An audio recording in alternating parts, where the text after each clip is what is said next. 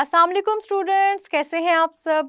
मेरा नाम है बिस्मा अस्कर। मैं आपको पढ़ा रही हूँ यहाँ पे कार्बोहाइड्रेट्स। और कार्बोहाइड्रेट्स में आज का जो हमारा टॉपिक है वो है मोनोसैकेराइड्स के बारे में।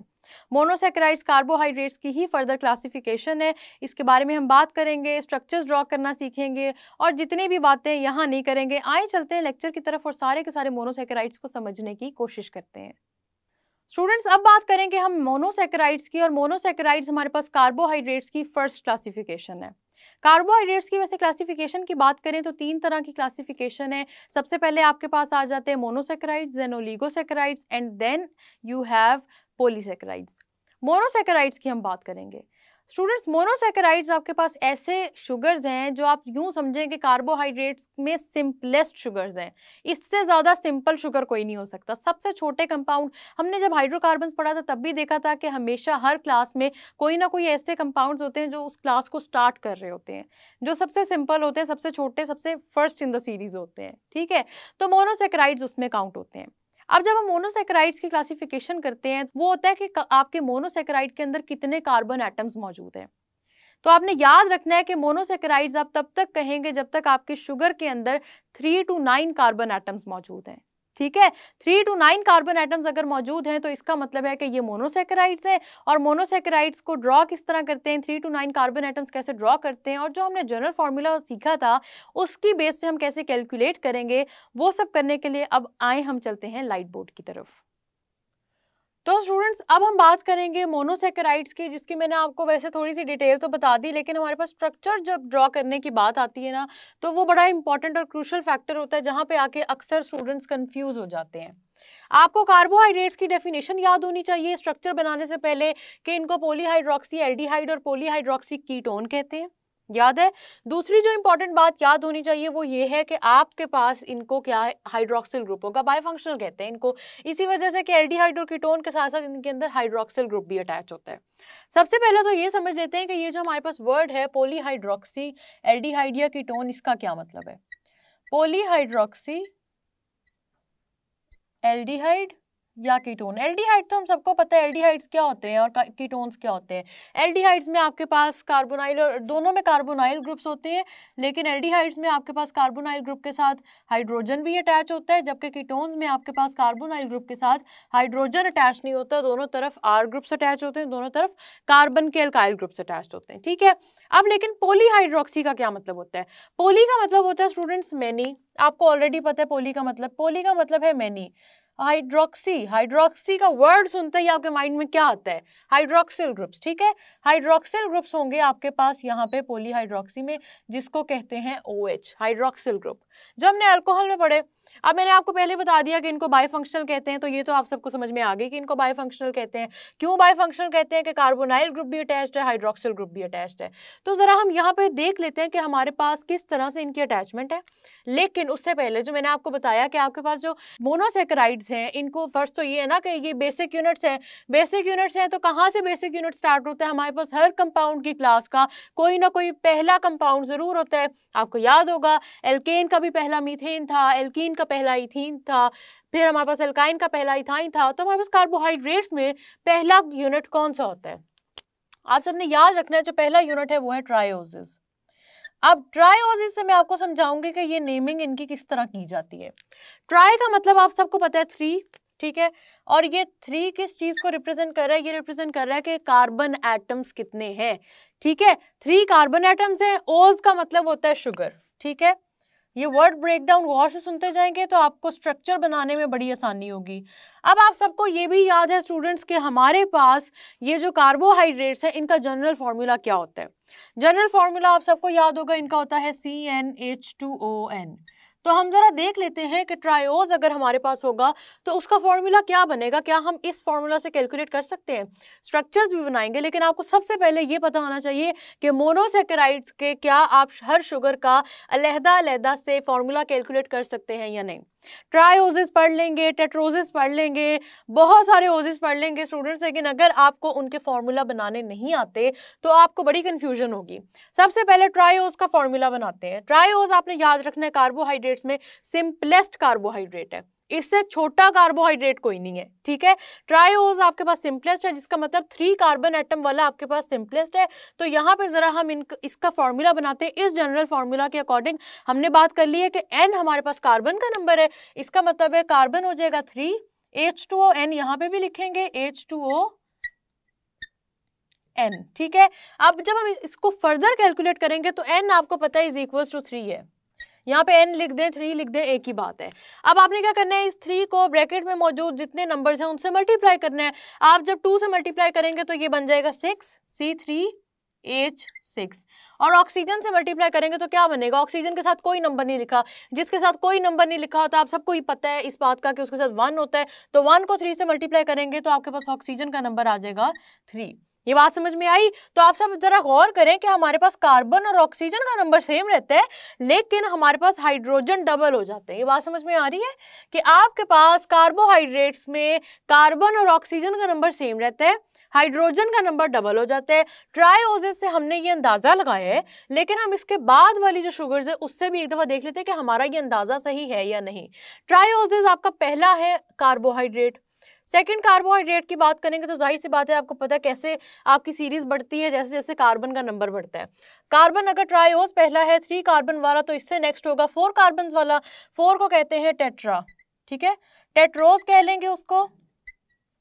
टेट्रोस का मतलब भी यही है 4 कार्बन एटम्स वाला। तो जरा फॉर्मूले में डाल के देख लेते हैं कि क्या हमारे पास ये बात सही बनती है। यहाँ पे 4 कार्बन है, फॉर्मूले में डालेंगे तो C4 और H2O 4, ठीक है। आप जब इसको सॉल्व करेंगे C4 2 मल्टीप्लाई बाय 4 क्या होता है, क्योंकि अंदर ब्रैकेट के जितने नंबर्स हैं हमने उसको ब्रैकेट के बाहर वाले इस नंबर से मल्टीप्लाई करना है। मैथमेटिकल फॉर्मूला है, मैथमेटिकल रूल है कि आपके पास अगर बाहर कोई डिजिट है तो ब्रैकेट के अंदर जितने डिजिट्स मौजूद हैं उन सबसे मल्टीप्लाई करना होता है। कुछ भी हम केमिस्ट्री का यहाँ पे नहीं वैसे देख रहे हैं। साथ ऑक्सीजन का भी नंबर है 4। तो आपने गौर किया कि आपके पास ट्राइओसिस में भी वही चीज थी कि आपके पास क्या हुआ, कार्बन और ऑक्सीजन का नंबर रहा सेम, हाइड्रोजन का नंबर हो गया डबल। हमारे पास टेट्रोसिस में भी वही चीज है, कार्बन का नंबर और ऑक्सीजन का रहा सेम, हाइड्रोजन का हो गया डबल। तो अब समझ में आया कि किस तरह से आपने हर कार्बोहाइड्रेट का फॉर्मूला कैलकुलेट करना है। आपको सिर्फ ये जनरल फॉर्मूला आना चाहिए, फिर कोई भी आपको कह दे कि आगे मजीद कैलकुलेट करें तो आपको ये बात समझ आ जानी चाहिए कि किस तरह कैलकुलेट करना है। अब आप सबने स्टूडेंट्स याद रखना है कि ये जो ट्राइओसिस हैं, टेट्रोसिस हैं, इसके बाद 5 कार्बन वाला आएगा उसको पेंटोसिस कहते हैं, फिर हेक्सोसिस आ जाते हैं 6 कार्बन वाले, और इस तरह से ये सीरीज कंटिन्यू होती है। ये जितने ओजेस है ना, शुगर जिनको हम कह रहे हैं, इनको आप फर्दर ब्रेक डाउन नहीं कर सकते। मतलब ये कि आप 2 कार्बन वाला कार्बोहाइड्रेट नहीं बना सकते। अगर आप ये ट्राइओस को तोड़ेंगे तो ये कार्बन में कन्वर्ट हो जाएगा, मे बी वाटर में कन्वर्ट हो जाएगा। माइंड में क्या क्या आता है जब आप सोचते हैं कि आप इस कार्बोहाइड्रेट का ब्रेक डाउन करेंगे तो क्या होगा। जब हम बात करते हैं ना कि ये फर्दर हाइड्रोलाइज नहीं हो सकते, तो हम सिर्फ इतनी बात कर रहे होते हैं कि ये फर्दर हाइड्रोलाइज नहीं हो सकते into further any carbohydrate molecule. ये बात समझ में आ रही है? बिल्कुल तोड़ा जा सकता है। मैं ये नहीं कह रही कि आप इनको तोड़ नहीं सकते, लेकिन आप इनको तोड़ के मजीद कोई सिंपलेस्ट कार्बोहाइड्रेट नहीं बना सकते। ट्राइओस को तोड़ेंगे तो कार्बोहाइड्रेट नहीं बनेगा कोई भी, बस उसके बाद फिर कंपाउंड्स डिफरेंट हो जाएंगे, फिर कार्बोहाइड्रेट्स की क्लासिफिकेशन या कार्बोहाइड्रेट्स की बात नहीं होगी। ये बात समझ में आ रही है? तो आपको जो सिंपलेस्ट अगर कोई पूछे कि कार्बोहाइड्रेट कौन सा होता है, सिंपलेस्ट होते हैं मोनोसेकेराइड्स, पहली बात तो यही है। और मोनोसेकेराइड्स में जब हम बात शुरू करते हैं तो वहां पे कौन सा है, ट्राइओसिस आपके पास सिंपलेस्ट कार्बोहाइड्रेट है। ये बात समझ में आई? फिर इधर से जब हम कंटिन्यू करते हैं स्टूडेंट्स तो हमारे पास आता है जो आपको पता है टेट्रोस के बाद आ जाएगा पेंटोज। पेंटोज का मतलब होता है 5 कार्बन, ठीक है। यहाँ पे अगर मैं लिखूं तो आपके पास यहाँ होंगे पेंटोज। पेंटोज का मतलब होता है 5 कार्बन। फिर हमारे पास आ जाएंगे हेक्सोज, और बात जो इंपॉर्टेंट है ना वो इन हेक्सोजेस के बारे में ही है, ठीक है। इन हेक्सोसिस के बारे में इंपॉर्टेंट बात क्या है, हेक्सोसिस का मतलब क्या हुआ कि इनके अंदर 6 कार्बन एटम्स मौजूद हैं। 6 कार्बन एटम वाले का अगर आप जनरल फार्मूला कैलकुलेट करें इस फार्मूले से जो हमने पहले ही याद किया, और हमने थोड़ा सा अंदाजा लगा लिया कि कार्बन ऑक्सीजन का नंबर सेम होगा, इसका मतलब है कि हेक्सोसिस में आपके पास कार्बन 6 होंगे, ऑक्सीजन भी 6 होंगे, और हाइड्रोजन का नंबर डबल हो जाएगा। तो यहाँ पे C6H12O6। ये बात समझ में आई? अब नेचर में स्टूडेंट सबसे ज्यादा जो मोनोसेकेराइड्स या सबसे ज्यादा जो कार्बोहाइड्रेट्स प्रेजेंट होते हैं वो होते हैं हेक्सोसिस। C6H12O6, ठीक है। आपके पास सबसे ज्यादा जो नेचर में कंपाउंड प्रेजेंट है वो है हेक्सोजेस, और ये वही हेक्सोज है, अगर आपको याद हो फोटोसिंथेसिस के फॉर्मूले में हमने देखा था ग्लूकोज की फॉर्मेशन, तो ये ग्लूकोज स्टूडेंट्स वही है, C6H12O6 ग्लूकोज है, ग्लूकोज का फॉर्मूला ये है, आप सबको ये बात याद होनी चाहिए। अब जरा चलते हैं और C6H12O6 को फर्दर डाइसेक्ट करते हैं। C6H12O6 मैंने आपसे कहा कि ये बड़ा इंपॉर्टेंट है फॉर्मूला। अभी आपने इसके नाम की बात नहीं करनी, ठीक है, नाम पे अभी हम नहीं जाएंगे। आपने याद रखना है कि ये फॉर्मूला बड़ा इंपॉर्टेंट है, और उसकी रीजन क्या है कि इस फॉर्मूले के जो कंपाउंड्स हैं वो सबसे ज्यादा नेचर में पाए जाते हैं, ठीक है। अब हम इसके स्ट्रक्चर की तरफ चलते हैं।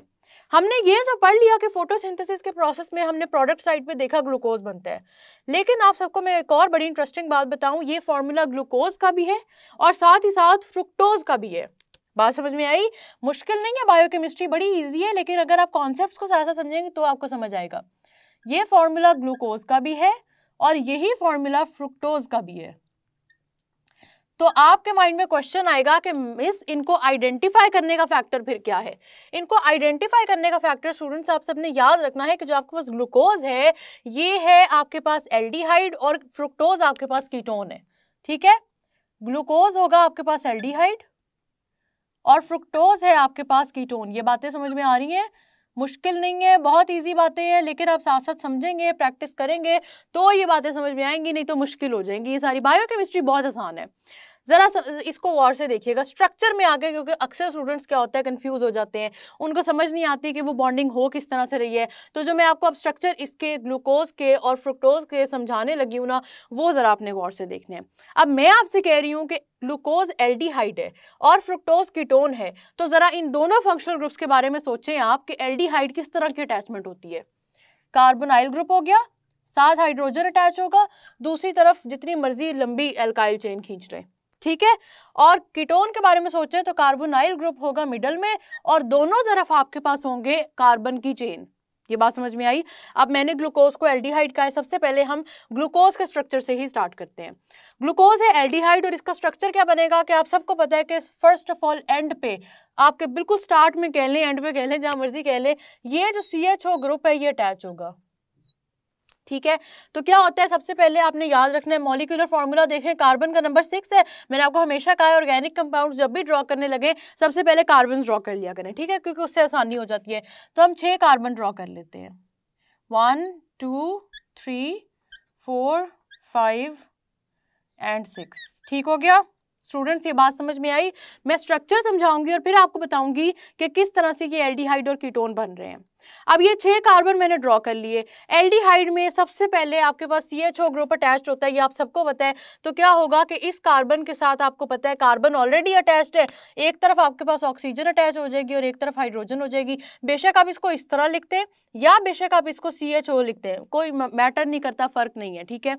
इसको आप CHO की फॉर्म में लिख दें, इस तरह से लिख दें, बेशक CHO पूरा लिख दें, एक ही बात है। हम सबको पता है क्योंकि हमने एल्डिहाइड्स और कीटोन्स के ग्रुप्स बनाए हैं, टास्क परफॉर्म किए हैं, हम सबको पता है, ठीक है। ये हो गया हमारे पास कार्बन नंबर 1। अब आपका जब एल्डिहाइड ग्रुप अटैच हो जाता है तो उसके बाद वाले जितने कार्बन हैं उनके साथ होंगे एल्काइल ग्रुप से अटैच, मतलब कार्बन एल्काइल चेन बन जाएगी। अब इसके अटैचमेंट को जरा गौर से देखिएगा स्टूडेंट्स, यहाँ पे आपके पास होगा OH अटैच्ड, इधर हाइड्रोजन। कार्बन नंबर 3 पे आके ये थोड़ा ऑपोजिट हो जाता है, और ऑपोजिट ये किस तरह से होता है कि यहाँ पे अब कार्बन नंबर 3 पे आपके पास हाइड्रोजन होगा इस तरफ और इधर हो जाएगा हाइड्रोक्साइड। ये बात समझ में आ गई? अब बाकी स्ट्रक्चर ड्रॉ कर लेते हैं। बाकी स्ट्रक्चर जब ड्रॉ करेंगे तो आपने वही रिपीट करना है जैसे पहले था, सिर्फ कार्बन नंबर 3 पे डिफरेंस लाना है। उसकी रीज़न होती है, लेकिन क्योंकि हमारे सिलेबस का पार्ट नहीं है इसलिए उस रीज़न को हम डिस्कस नहीं करेंगे यहाँ पे। और यहाँ पे स्टूडेंट्स आपने लिख देना है CH2OH। ये स्ट्रक्चर समझ में आया? नहीं आया तो मैं आपको समझाती हूँ, लेकिन अभी आपने ये देखना है कि आपके पास सबसे पहले एल्डिहाइड ग्रुप में क्या होता है कि CHO एक तरफ अटैच हो गया, खत्म कहानी। उसके बाद आपके पास होंगे OH ग्रुप्स अटैच्ड। OH क्यों अटैच्ड है और इतने ज़्यादा क्यों अटैच्ड है? क्योंकि हमने पहले ही कह दिया कि ये पॉलीहाइड्रोक्सी है, इनके अंदर बहुत सारे OH ग्रुप्स अटैच्ड होंगे। तो आप देख सकते हैं कि एक तरफ आपके पास कार्बोनाइल ग्रुप हो गया जैसे हमने पहले बात की थी, बाकी पूरी चेन कार्बन एटम्स की है जो कि R ग्रुप में इस तरफ आती है। वही एल्डिहाइड का फॉर्मूला है, इसको इस तरह हॉरिजॉन्टल लिखने के बजाय मैंने वर्टिकल लिख के समझा दिया। ठीक है, अब चलते हैं और बात करते हैं हम कीटोन के फॉर्मूला की। कीटोन में भी स्टूडेंट्स मैंने आपको कहा है कि मॉलिक्यूलर फॉर्मूला तो सेम है, इसका मतलब कार्बन 6 ही होंगे, तो कार्बन 6 पहले हम ड्रॉ कर लेते हैं। कार्बन, ये मैंने कर लिया 1 2 3 4 5 एंड 6, ठीक है स्टूडेंट्स। अब इसमें मैंने आपसे कहा है कि कीटोन अटैच्ड होगा। अगर स्टूडेंट्स इसमें कीटोन अटैच्ड है तो कीटोन को जरा गौर से देखिए कि यहाँ पे कीटोन आप देख सकते हैं मिडल में अटैच्ड होता है। ये बात समझ में आ रही है? कीटोन आपके पास मिडल में अटैच्ड होता है और कीटोन के दोनों साइड पे कार्बन एटम्स की चेन होती है। इसलिए हमने क्या करना है कि अब कार्बोनाइल जो आपका कार्बन डबल बॉन्ड ऑक्सीजन है, ये फर्स्ट कार्बन के साथ अटैच होने के बजाय सेकंड कार्बन के साथ अटैच्ड होगा, क्योंकि रीजन आपको पता है, कीटोन का ग्रुप, कार्बोनाइल ग्रुप हमेशा मिडल में अटैच्ड होते हैं। आप इसको फर्स्ट कार्बन के साथ ड्रॉ नहीं कर सकते। अगर आपने कीटोन के ग्रुप्स बनाए थे तो आपको ये बात समझ में आ गई होगी, ठीक है। अब बाकी स्ट्रक्चर ड्रॉ करते हैं। तो यहाँ पे आपको पता है एल्काइल ग्रुप होगा, तो हम बना देंगे CH2OH। यहाँ पे थर्ड कार्बन पे आके जिस तरह का चेंज आया था ग्लूकोज में ना, वैसे यहाँ पे भी है, लेकिन चेंज बिल्कुल सेम है। इस तरफ आपके पास हाइड्रोजन होगा, इधर आपके पास OH ग्रुप होगा, और बाकी जो हमारे पास कंपाउंड है स्टूडेंट्स वो हमने एज इट इज ड्रॉ कर देना है, जैसे हम यहाँ पे ड्रॉ कर रहे थे, ठीक है। और लास्ट पे आपके पास CH2OH। ये क्यों आया है, कुछ के माइंड में क्वेश्चन आया होगा, मैं आपको अभी समझा देती हूँ। सबसे पहले तो गौर करें स्टूडेंट्स, आपके पास आप देखें कि क्या हमारे पास जो हमने कहा कि ये एल्डिहाइड है वो कीटोन है, तो क्या फंक्शनल ग्रुप अटैच्ड हुआ है? बिल्कुल हुआ है। ये देख लें, ये आपके पास एल्डिहाइड ग्रुप अटैच्ड हुआ है। इसी तरह से आप दूसरे कंपाउंड पे भी अगर देखें तो आपके पास ये अटैच हुआ है कीटोन ग्रुप। ठीक हो गया, ये बात समझ में आ गई। अब उसके बाद देखिए हाइड्रोक्सिल ग्रुप्स कितने हैं। हाइड्रोक्सिल ग्रुप आप देख सकते हैं स्टूडेंट्स, आपके पास ये है 1 2 3 4 5। तो पॉलीहाइड्रोक्सी की जगह, पोली की जगह आपने वो नंबर लगा देना है जितने हाइड्रोक्सिल ग्रुप्स हैं। तो हमारे पास कितने हाइड्रोक्सिल ग्रुप्स हैं? हमारे पास है 5, जिसको कहते हैं पेंटाहाइड्रोक्सी। हम देख लेते हैं कि क्या हमारे पास कीटोन में भी उतने ही है, ये जो हमने फ्रुक्टोज की बात की है। तो आप देख सकते हैं कि ये हमारे पास है 1 2 3 4 5। बात समझ में आई? दोनों के अंदर हाइड्रोक्सिल ग्रुप 5 अटैच्ड है, इस वजह से हम इनको कह देते हैं पेंटाहाइड्रोक्सी। यहाँ तक बात समझ में आ गई। अब ये हो गया, और उसके बाद कुछ स्टूडेंट्स के माइंड में आता है कि यहाँ पे CH2OH क्यों अटैच है? तो हाइड्रोक्सिल ग्रुप तो है ना, कार्बन का एक बॉन्ड बन गया OH के साथ, कार्बन का दूसरा बॉन्ड बन गया पिछले कार्बन के साथ, तो कितने बॉन्ड्स रह गए? पीछे 2 बॉन्ड्स रह गए, वो हमने हाइड्रोजन से कर दिए कंप्लीट। ये बातें समझ में आई? ये है आपका एल्डिहाइड का स्ट्रक्चर जो कि है ग्लूकोज का, और ये है कीटोन का स्ट्रक्चर जो कि है फ्रुक्टोज का। जब आपने ग्लूकोज की बात करनी है तो आपने कहना है कि ये पेंटाहाइड्रोक्सी एल्डिहाइड है, ठीक है। मैं यहाँ पे इसका नाम लिख देती हूँ, पेंटाहाइड्रोक्सी एल्डिहाइड। जब भी आपने ग्लूकोज की बात करनी है, पेपर में ये चीज़ पूछी भी जा सकती है। और साथ ही साथ आपने जब भी कीटोन की बात करनी है तो आपने कहना है कि ये पेंटाहाइड्रोक्सी कीटोन है, मतलब इसके अंदर 5 हाइड्रोक्सिल ग्रुप्स अटैच्ड है, और आपके पास ये इसके अंदर फंक्शनल ग्रुप कौन सा है? कीटोन। अब जब मैं स्टूडेंट्स आपको बाई फंक्शनल की प्रॉपर्टी समझा रही थी तो मैंने आपसे कहा था कि जो आपके हाइड्रोक्सिल ग्रुप्स अटैच्ड होते हैं वो डिफरेंट कार्बन के साथ होते हैं, और एल्डिहाइड और कीटोन का फंक्शनल ग्रुप डिफरेंट कार्बन के साथ होता है। तो जरा गौर करें, ऐसा ही नहीं है कि ये आपके पास पहला OH ग्रुप है, यहाँ पे ये वाला कार्बन है आपके पास फंक्शनल ग्रुप एल्डिहाइड का, लेकिन इस कार्बन के साथ OH अटैच नहीं है, आपके पास ये कार्बन नंबर 2 के साथ अटैच्ड है। जबकि अगर आपको याद हो, हमारे पास कार्बोक्सिलिक ग्रुप में ये देखें, कार्बन डबल बॉन्ड ऑक्सीजन और OH दोनों सेम कार्बन से अटैच्ड है। यहाँ पे देख लें OH डिफरेंट कार्बन से अटैच्ड है, कार्बोनाइल डिफरेंट कार्बन से अटैच्ड है। इधर भी देख लें OH डिफरेंट कार्बन के साथ अटैच्ड है, कार्बोनाइल डिफरेंट कार्बन है। तो ये बात समझ में आ रही है कि इनमें और कार्बोक्सिलिक एसिड्स में क्या डिफरेंस है। अगर आपसे कोई पूछे कि ये बाय फंक्शनल तो है लेकिन इनके वही फंक्शनल ग्रुप्स हैं जो कार्बोक्सिलिक एसिड में है, तो डिफरेंस क्या आप सबने बता देना कि इनमें डिफरेंस यही है कि जो दोनों फंक्शनल ग्रुप्स हैं वो डिफरेंट कार्बन एटम्स के साथ अटैच्ड हैं। ये स्ट्रक्चर बहुत इंपॉर्टेंट है, जिसकी वजह से मैंने इस पर इतना टाइम लगाया है। पेपर में ये पूछे जाते हैं, पेपर पॉइंट ऑफ व्यू से बहुत इंपॉर्टेंट है। याद रख लेना, आपसे पेपर में पूछा जाएगा कि आप पेंटाहाइड्रोक्सी एल्डिहाइड का स्ट्रक्चर ड्रॉ करें।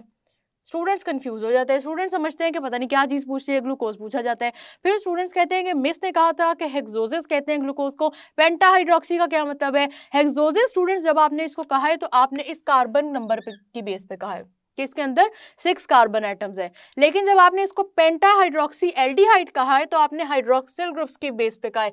ये 2 डिफरेंट नाम है, मुश्किल नाम नहीं है। ये बातें समझ में आ रही है कि आपके पास हेक्सोज होगी, ग्लूकोज और फ्रुक्टोज, दोनों का फॉर्मूला होगा बिल्कुल सेम, लेकिन ग्लूकोज होगी पेंटा हाइड्रोक्सी एल्डिहाइड और फ्रुक्टोज होगा पेंटा हाइड्रोक्सी कीटोन।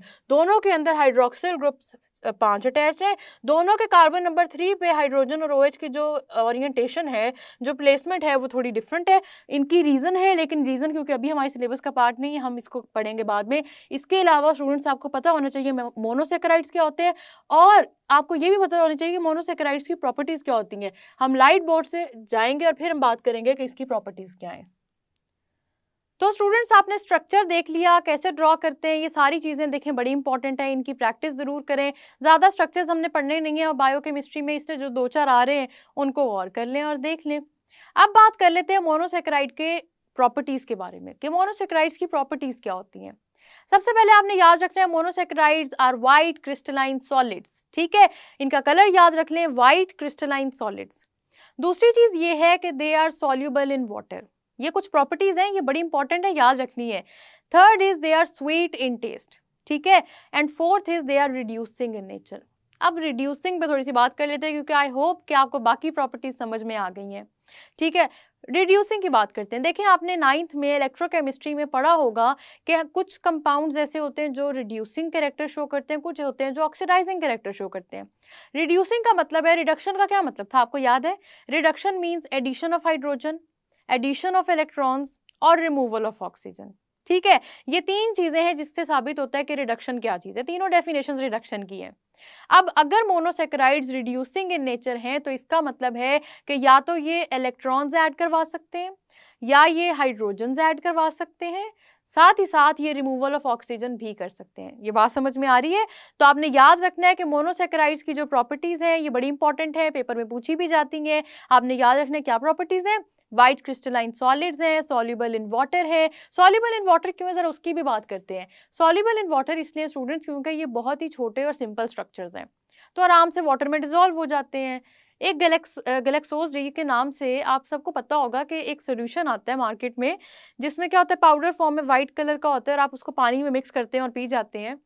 वो उसमें क्या होता है कि आपने इससे बस याद रखना है कि ये पानी में डिसॉल्व होते हैं। मैं आपको सिर्फ यही बताना चाह रही थी कि आपके जितने कार्बोहाइड्रेट्स जो सिंपल शुगर्स हैं ना, इनको आप आराम से पानी में डिसॉल्व कर सकते हैं। ठीक है, क्योंकि ये छोटे होते हैं स्ट्रक्चर में और ज़्यादा इनके लिए वो पानी में डिसॉल्व होना मुश्किल तो होता नहीं है, तो ये आराम से डिसॉल्व हो जाते हैं। और साथ ही साथ रिड्यूसिंग इन नेचर होते हैं। ये मोनोसेकेराइड्स की ऐसी प्रॉपर्टी है जो आप सबने याद रखनी है, ओलिगोसेकेराइड से और अगली जो जितनी भी हमारे पास टाइप्स है ना कार्बोहाइड्रेट्स की, उससे डिफरेंट है। इसको आपने याद रखना है। तो स्टूडेंट्स, मैंने आपको जितनी बातें बताई है ना मोनोसेकेराइड्स के बारे में, देखा है कितनी इजी है। आपको अगर स्ट्रक्चर ड्रॉ करना आ गया और आपको पता लग गया कि मोनोसेकेराइड्स के नाम किस तरह रखने हैं, तो मुश्किल बिल्कुल नहीं लगेगा। इन कॉन्सेप्ट्स को साथ साथ लेके चलें, साथ साथ रिवाइज करें, बहुत इजी है। एंड के लिए छोड़ना ही क्यों जब एक चीज़ ही बहुत आसान है। आप इनको साथ साथ समझें। मैं मिलूंगी आपसे नेक्स्ट लेक्चर में, तब तक के लिए अल्लाह हाफिज़।